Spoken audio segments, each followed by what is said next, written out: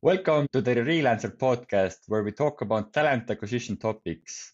I'm Eero, the co-founder of Relancer, the platform where employers connect with freelance recruiters. Today we have Vlad, and we're talking about recruiting in the Romanian market. Welcome, Vlad. Thank you for having me, Eero. It's nice to see you and finally do something together after working so long with you. I went to your LinkedIn. I always do that before the episode. And then I noticed you have been actually from the start when you started doing your own business. You're from the starts with us. I think it's 3 years now, 2.5 years, 3 years, something like that. Yeah. So maybe tell us about yourself and your background in recruitment. Absolutely. Started recruitment in 2009. I was recruiting for my sales team back then. I was working in a large telco company. It's actually the largest now in Romania. They provided us the fastest internet in Europe and one of the fastest on the planet. I kind of got in love with recruitment back then. I didn't know what it is because it wasn't something, specific. It's like, okay, you have to recruit people, you have to do an interview. I'm like, yeah, fine. But at one point I thought I actually like that more than sales for some reason. And it took a few years for me to actually dig into the subject. I moved to Dublin in 2013. And with all the things that happened there, I ended up being a recruiter as my first job. I said, I want to work in sales because that's all I knew. And one of my best friends said, hey, join us as a recruiter. I'm like, yeah, okay, let's see what it is. Soon after that, I started tech recruitment. It was 2014. And from 2014 till now, it's all tech, mainly. I ended up working for one of the biggest recruitment companies in Ireland. They had 14 different departments, so 14 different domains they were recruiting on, Sigmar. And I worked there for 5 years. So 5 years in Dublin, and then I moved to London for another 2 years.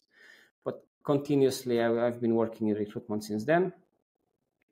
I've done a lot of trainings, courses in tech. I wanted to understand software development, project management, what a Scrum Master is, what it does, product management and so on, to understand what companies do, how they work, how projects work, how teams work, etc. That helped me a lot. 3 years ago, 2021, I moved back to Romania. Just wanted to see what the country can offer me one more time. I said less chance. So I came back, I opened my own company, and the rest is history. It's interesting, yeah. People say that sales and recruitment is quite similar, and there are people who transition from sales to recruitment. So what are these skills and habits that were supporting you, and were there any that didn't help you at all when you transitioned from sales to recruitment? Yeah, it's a huge crossover between the type of people that should work in either sales or recruitment. So you have to be very open to discuss with people you don't know. When you work in sales, it's like you have a product and you have to sell it. But if you do consultancy type of selling, where you ask the questions and try to figure out if your product fits your client, in recruitment, you do this with candidates, jobs, and companies. So it's a sell, but it's at different levels, and you have to pray to all the gods on in the universe that everything fits perfectly. And at the end, you mix the right client, the right company, the right job, the right candidate, and nothing happens in between. So I think it's a lot more difficult than sales. So sales is like a good start, but this is a whole new level. In sales, you sell for one side only, maybe. Here you sell the company, you sell the candidate, so it's more complicated because there are more sides involved. Of course, in sales there are many decision makers, but also the company has many decision makers. Maybe the whole team has to buy the candidate, for example. Exactly. So like in a large company, you have to please 5-10 managers probably. Just imagine how many yeses you need. Yeah. So it's quite stressful being an external partner, imagine, and in a way I know it also. Like, so how do you manage the stress, or is it stressful for you at all? It really depends. So a huge chunk of recruiters, when they start their careers, they quit after 6 months. The first 6 months are the hardest. It's very stressful, but I had a fantastic mentor in my previous job, Sean. He told me at one point, look, if you stress after everything that happens, you'll go crazy, because you cannot control like 90% of things that happen. Just let it go. If it happens, it happens. You do everything you can about it, and that's it. And literally, that's what I'm doing. Like, I stopped stressing years ago. I get stress on other stuff, not the recruitment per se, but the things that are kind of in the business. I don't know, the guys with the taxes, the guys with random stuff, but not with the recruitment per se. I know that candidates, they can decide anything at any point. Clients, they can decide anything at any point. So I'll just do my best to fit the bill as much as possible, and that's it. So you Otherwise, can you go crazy. So you can put your anger in traffic or somewhere, somewhere else. That's why I do yoga. I try not to get angry on stuff in general. Yeah. That's interesting. Yeah, I wonder how many recruiters do like yoga or meditation or some other practice like breathing practices. I think I talked with you that you have done and do some breathing exercises. Like, some people do yoga, and you need something to keep you steady. It really depends. So, like, you need to do something to keep the mind busy and to always grow and progress and evolve. Breathing helps, of course, like when you get really pissed off on something that happened, because still you're a human. So you're a human being, you're still going to get pissed off sometimes. You do an exercise, a breathing exercise. And for example, Wim Hof has a cool exercise. It resets your whole state. So if you're like really pissed off, you do that exercise, and in 10 minutes, you're totally reset. And there's like a ton of them. So sometimes I do that. for me, meditation works. Actually, most people don't know it, and then a lot of people are surprised that I have done it. So years ago, I went to India, and I did Vipassana meditation. So it's basically nice. 10 days in a meditation center. You meditate like 12 hours a day. You can't talk with anybody. You don't have phone. You don't have anything. You can't write. So basically, you're on your own, and it's super hard. It's super hard because everything will start to ache, and like your body, because it's not normal to sit for 12 hours and then meditate. So it's quite intense in that way. So every time I have like anxiety or stress or whatever, even 15 minutes of meditation will take it away. So it's good to do. Cool. But you can do breathing. You can do something else. You can just go run, whatever. Like so anything can be in a way meditation. Walking. Yeah. So let's maybe move forward to the topic. So can you give us like overview? What is the current state of job market in Romania? So first of all, just an introduction. Romania has around 19 million population, of which 5.7 million workers. So it's, an average size market in Europe, not too big, not too small. But it's a very dynamic market. And because we're an ex-USSR country, we were one of the last ones to join the EU. So our market was a very low paid market for a long time. Now, in the recent years, it changed a lot. It progressed, it grew, but we're still an emerging market and one of the fastest growing markets in Europe. Size of the market, last year, it had somewhere around 600,000 posted jobs in Romania on multiple websites and platforms. So you have the job portals and then recruitment platforms and, the social ones.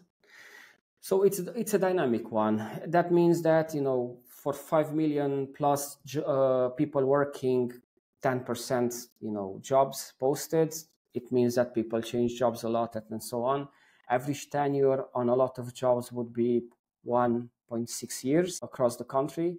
That means that, young people would change jobs every few months. Older people would keep the jobs for longer.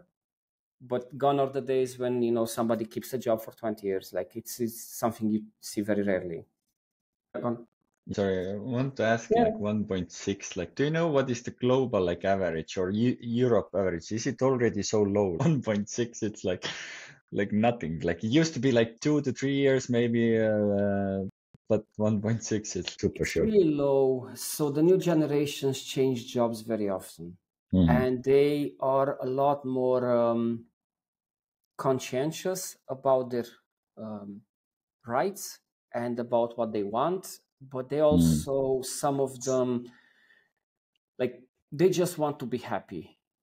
Like when we were younger and our parents were young, like you got a job, you're happy and you'd keep it. So that has changed. Like in Romania, a lot of our parents, they started a job and they worked the same job for 10, 20, 30 years.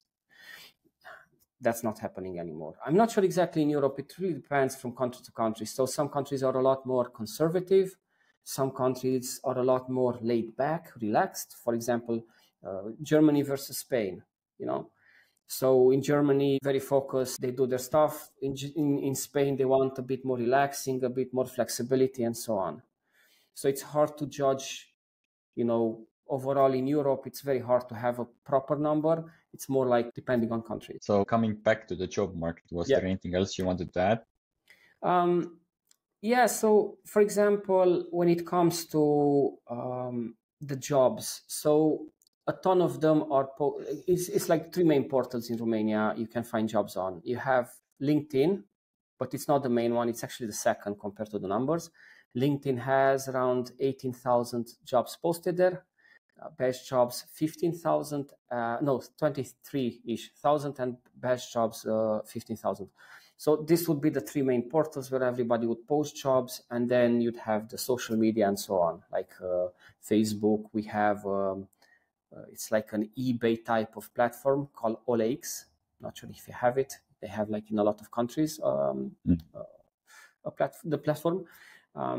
So people would post everywhere and they keep changing jobs, they keep trying different things. That's the average, 1.6 years in Romania. So are there any industries that are doing good at the moment, and what are the ones that maybe have challenges in Romania specifically? For example, IT, like in general, like what I have noticed, and then it's a funny part, like is that like last year there was a lot of layoffs.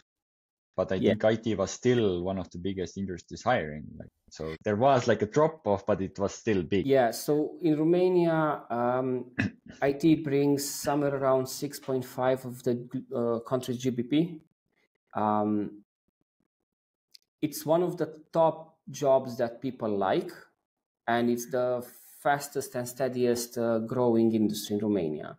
So it would be, I would say, retail. It's number one because it's full of stores and shops and so on. So everybody wants to work there, and it's easy. You get the job easy, easy money. Services sector, so anything in services. Food sector, because we're producers of a lot of stuff, you know, when it comes to eating. Horeca and tourism, that's a huge one for us. Everybody likes working in hotels, in tourism, like we have the mountains, the sea, a lot of things to visit. So this would be kind of the main ones, including IT, transport, you know, logistics, drivers, stuff like that. I would say with tech, it would also be telecom, production, construction, banking, and I would say marketing and PR. Those would be the top industries where people would look for jobs, and most evolved, kind of fastest growing. So how common is it for global companies to outsource some functions to Romania or relocate talent from Romania? Yeah, so for example, when it comes to tech, Romania was one of the, and is one of the strongest tech hubs in Europe. At least in Western Europe, it has some of the best developers, engineers, software engineers, testers, and so on. We are in the top when it comes to outsourcing services, outsourcing teams, outstaffing, and so on. Somewhere around 440 companies in the tech industry have offices in Romania. For example, the city where I live, we have one single company that employs over 10,000 people, and another 15 that are very large companies hiring. So the city where I live, there's the most tech people here. Cluj-Napoca, it's called. Compared to the rest of the markets, because I work globally, you have Romania, Russia, and Ukraine, who have the top 3 best developers and software engineers in Western Europe, and maybe some of the best in Europe. So that's a huge thing for us. A lot of companies want to grab our skills and use them for whatever they need. Also, you have the BPO type of companies, tech support, customer support, etc. They also love working with us because we usually speak like at least English, but then German, French, Italian, Spanish, etc. So we have a lot of call centers here, or a lot of companies hire us remotely as technical customer support. So basically, you already mentioned like some of the talent that there is in Romania. So IT, customer support. What else? Like if somebody would be wanting to build a team in Romania, or maybe try to relocate somebody, what kind of talent can be found? Sure. When it comes to tech, yes. So 100%. With the changes in the, after the pandemic and the remote possibility, it changed a lot. So a lot of companies opened offices here. They came from US, from Western countries as well, from Europe. Tech, customer support, retail. So they opened stores, malls, shopping centers, etc. It's kind of the industries I've mentioned already. So most of the companies, strong companies here, are actually foreign. They came here and they just hired a ton of people. Also factories. So a ton of factory workers. For example, some of the biggest car manufacturers have huge factories in Romania. My dad works in one of them for Daimler, for example, and he was making like car parts. For example, my mom, she's an electrician making panels for huge mechanical devices. So she's doing the wiring inside. You have so much possibilities in the smaller towns and cities because there's like tens of thousands of people that can't find a decent job. So somebody comes over, they open a factory, bam, 5 employees there, and they're happy, and they will not leave because they have no other options. So those would be the main focuses. For example, construction would be an option, but a lot of the people working in constructions went in other countries because they usually get a lot more there. So we lost a huge chunk of those people. What else? Any jobs, for example, any jobs that need German speakers, English speakers, because we have a ton of them here. So even translators, for example, one of the first jobs I remember since I was a kid in Romania, working with foreign companies, was translators. Now it's not such a big deal anymore, but that's where it started. And tourism, Horeca as well, because everybody speaks English.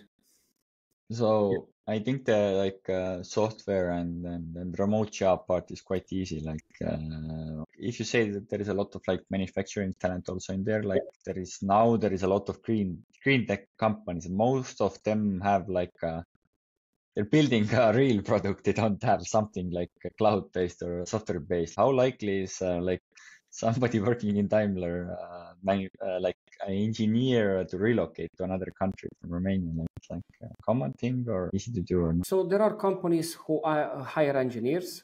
So there's a lot of, we have engineering universities and schools, and they start working in factories, and then a German company comes to them and say, hey, we want to hire you, we'll double, triple your salary. Of course, they would move. Some companies offer relocation support. Some companies offer like an apartment or a place to stay. Again, that's one of the reasons people relocate. With tech, it was the same. I remember a few years ago when I started working in tech, when I was saying, hey, I can bring you software developers from Romania, but everybody would be super happy. Yeah, we love those guys. They're super strong.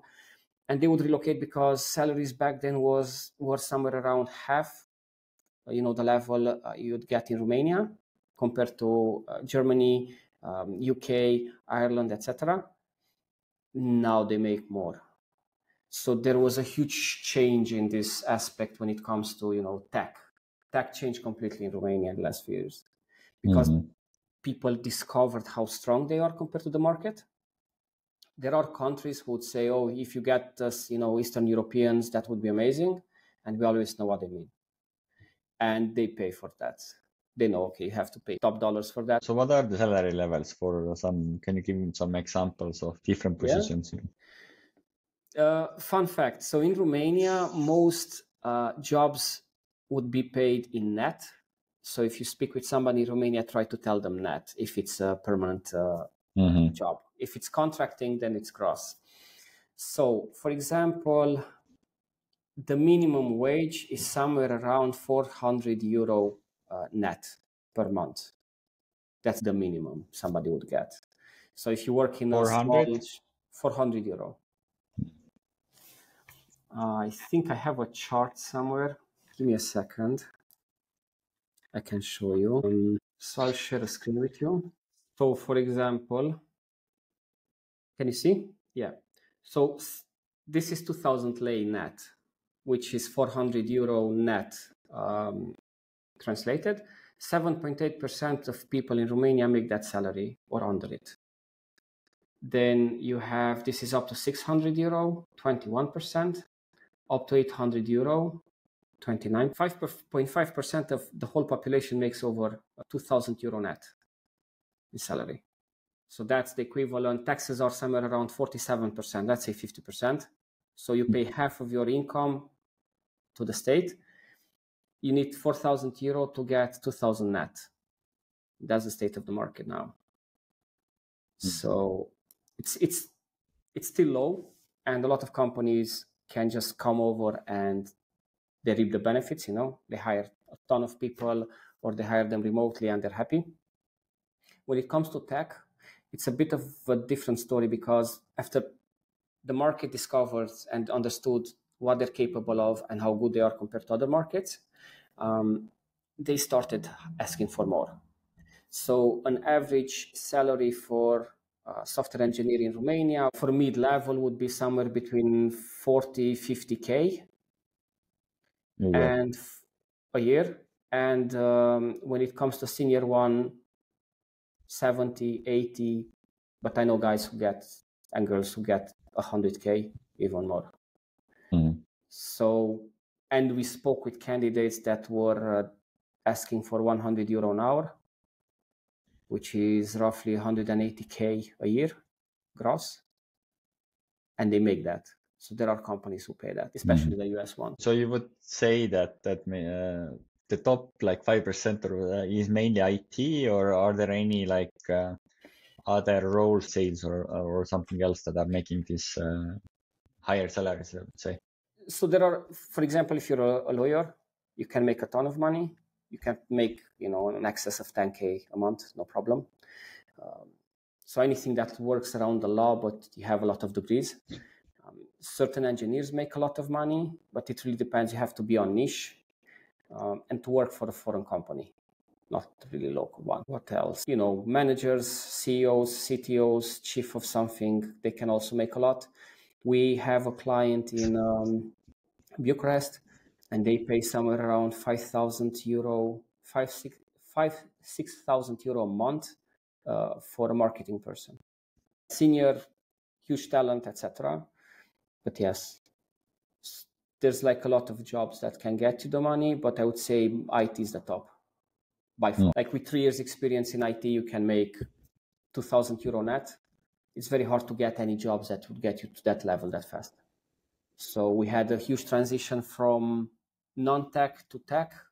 A lot of people changed their jobs and careers towards tech. So for example, they were working as engineers in a factory, and then they discovered, oh, look, I could go in this direction. They just, retrained and became software engineers or testers or whatever. So you could say that if you have if you're able to pay good salaries, you can get IT talent from Romania. Of course, for all of the countries, maybe it's not viable, but I think there is like a huge potential outside of IT. Like for example, I hired also some people from this region, not because I wanted to save money, but I was just looking like globally from everywhere. In a way, it gets super weird when you start talking about salaries, because when you look on the averages, like you said, it starts from 400 euros. You're looking like, fuck, this is so low. And then I'm like, I'm thinking like, what should I do? Like, because I in the end, of course, I'll pay almost the same as I pay here, but I can go in a way lower. When you're a startup, sometimes you maybe don't have so much budget, so there is like this playing around, like, because the person like can go, of course, asking the salary of an international company, but if you look on the local salaries, they're super low, so there is in a way, I think in a way, huge potential to get good talent from Romania. And of course, you should offer them good like salaries, and then they will stay with you and then work with you and so on. Yeah. For example, project managers, again, that's, thing that a lot of, like, if you're a project manager, you could get somewhere between 2,000 to 4,000 euro gross a month, even as a senior one. And I know persons who are at that level, and they're absolutely amazing, but they never got the right job. So if you're smart enough, you just come to Romania, you open an office here, you take them, some project managers, a few engineers, and you can cut down the costs, by half, maybe 60, 70%. So a German company, for example, they want to hire a senior project manager, 100, 120K in Germany. You hire the same person here, half price.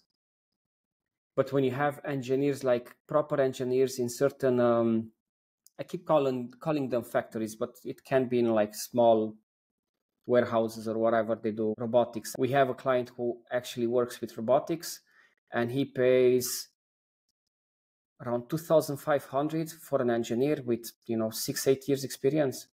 That guy would make 80, 90K in Germany. So you have the same story in gas and petrol, consultancy, accountancy, automation, construction.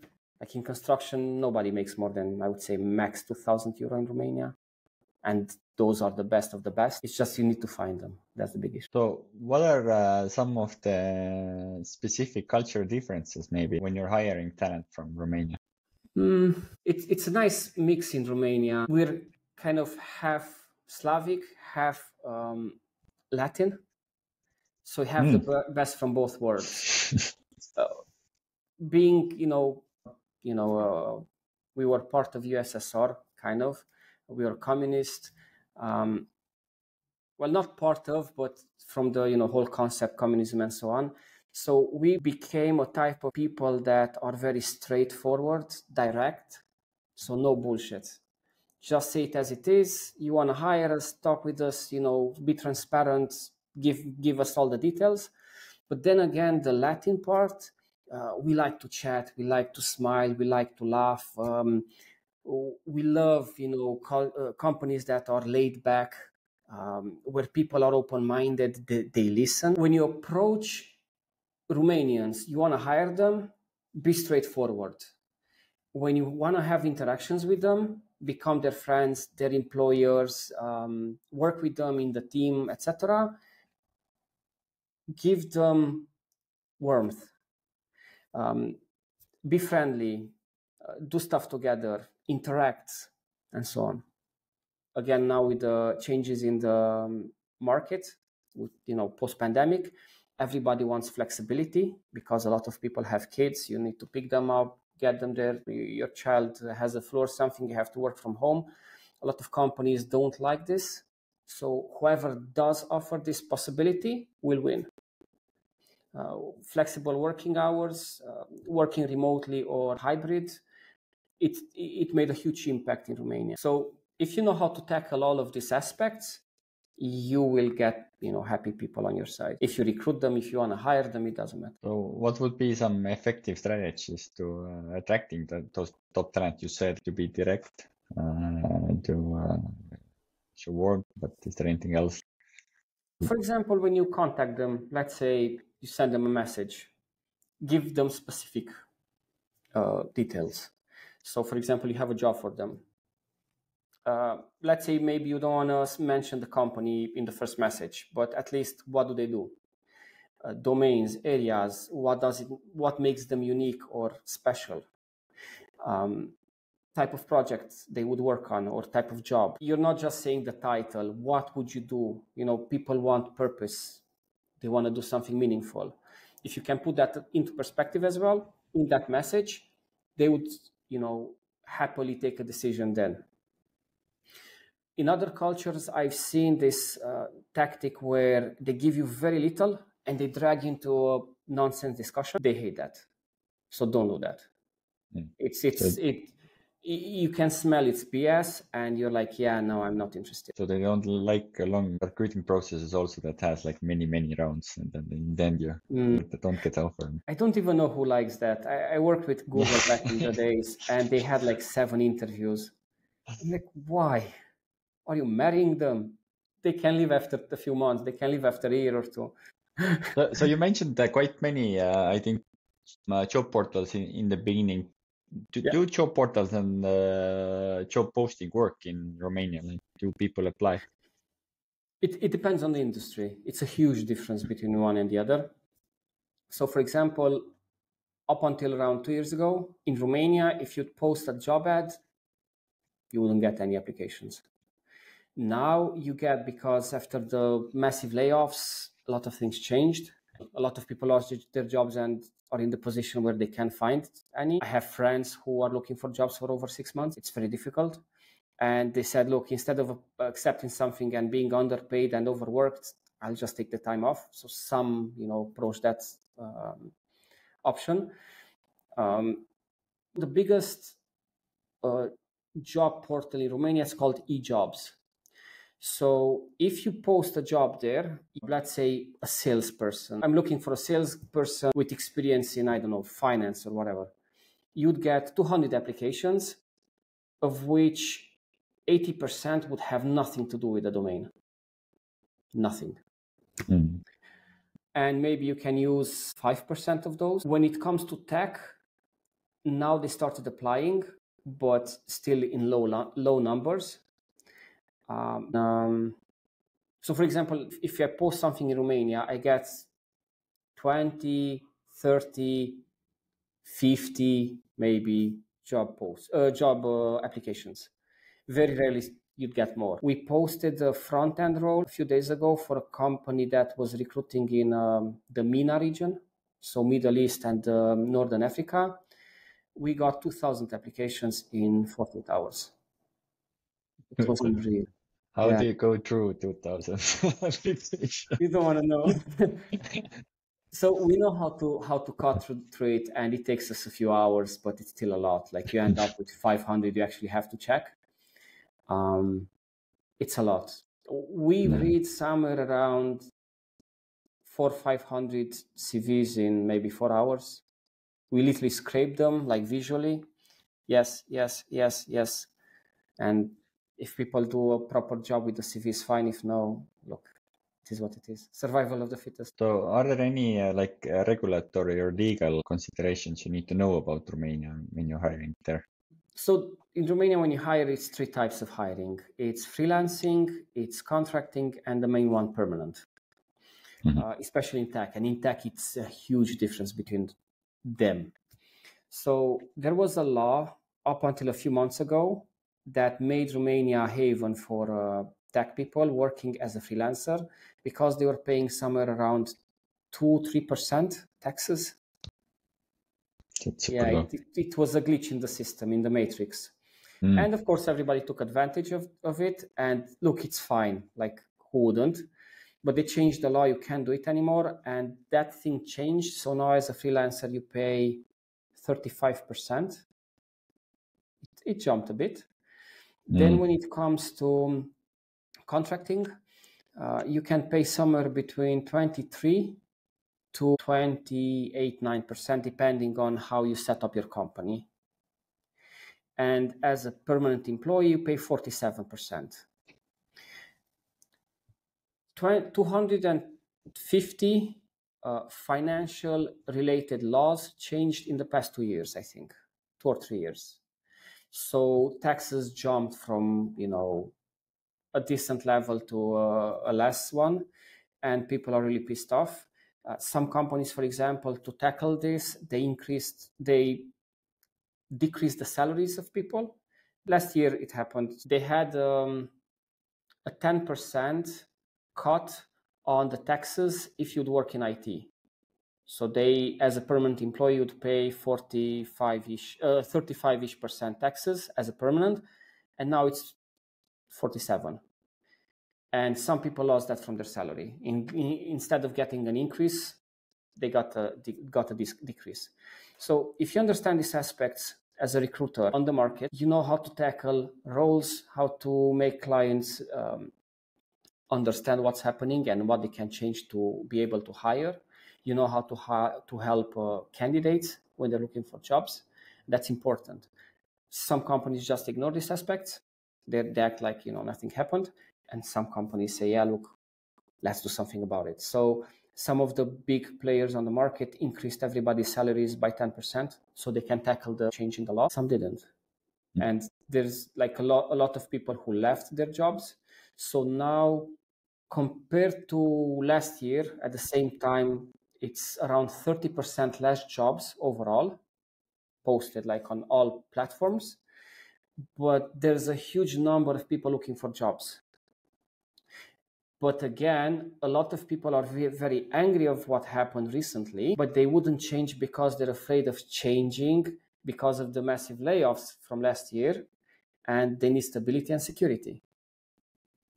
So it's a paradox in the whole system right now, and a lot of people don't know what to do, and a lot of people are complaining, I need a better job, but you need to find one first. So overall, what I would say, it's the best time to hire in the last 10 years because you have the highest number of unemployed people desperately looking for a job, and they're extremely capable and hungry to learn, to progress, to have stability and so on. If anyone would want to open a factory, open a new office, doing software development, doing projects, it doesn't matter, call centers, etc., this is the best time to open anything in Romania. You get them fast, you get them smart, you get them motivated, and a bit cheaper than you'd get them otherwise anywhere, because we're still like a cheap country to live in compared to others from some perspectives, but especially in the smaller cities. So if you don't focus on the main ones, you have like Cluj-Napoca, Bucharest, the capital, Iași, Timișoara. You have the smaller ones, you get people a lot cheaper. Like in some cases, on some jobs, people can earn 50% less, And I heard the factories, I keep saying about factories because we have so many people working in them. And I heard of people, somebody told me the person was commuting 6 hours each way a day to have a job because he couldn't find anything closer. And that's insane. This is like you have no work-life balance in a way because I swear. Because you're either working or traveling and then sleeping. It's quite crazy. No, wait. No, not 6 hours, 4 hours. It was 4 hours. Yeah. So 4 hours each way. It was 8 hours working, 8 hours traveling, and then sleeping, and that was his day. Yeah. Then there are people working from home. That's the point. From the bed to the working, like 2 minutes or whatever. So, yeah, one more thing that I heard one of my clients is doing is they have a small office and they say, look, hybrid, but just come once every 2 weeks and we're happy. But they encourage their team not to come all at the same time because they don't have the capacity in the office. So they just said, look, you interact with your team, you see each other from time to time. It's not even considered remote. Like one day every 2 weeks is nothing. You see your colleagues, you have a bit of chit chat, you have a few, coffee, smoke breaks, whatever, and that's it. So that's a huge thing. And I keep hearing a lot of companies are doing. Yeah, I think it's a good time to wrap up. So yeah, that's it for episode 3 of Relancer podcast. If you like this episode, feel free to subscribe and share it. Thank you for tuning in, and I hope to see you in the next one. Thanks, Sarah, for having me.